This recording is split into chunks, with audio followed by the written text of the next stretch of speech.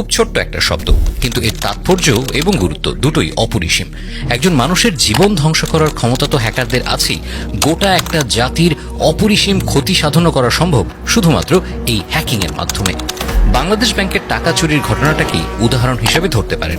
Spam mail পাঠিয়ে সার্ভারের নিয়ন্ত্রণ নিয়ে সরকারি ছুটির সময়টাকে কাজে লাগানোর মাধ্যমে হাজার হাজার কোটি টাকা বিদেশের কিছু ব্যাংক অ্যাকাউন্টে ট্রান্সফার করে নিয়েছিল এই হ্যাকাররা।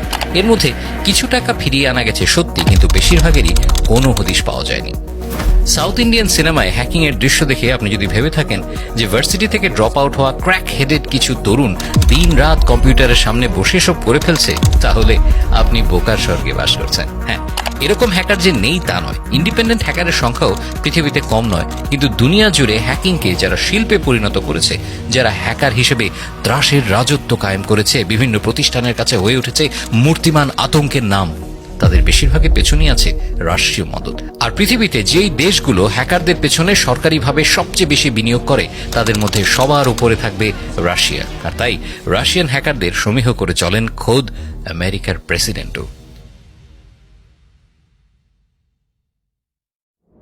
ছোট্ট একটা তথ্য জানাই আপনাদের, 2016 সালে ভোটে জিতে আমেরিকার প্রেসিডেন্ট হিসেবে নির্বাচিত হয়েছিলেন ডোনাল্ড ট্রাম্প। তিনি নির্বাচনে হারিয়েছিলেন হিলারি ক্লিন্টনকে।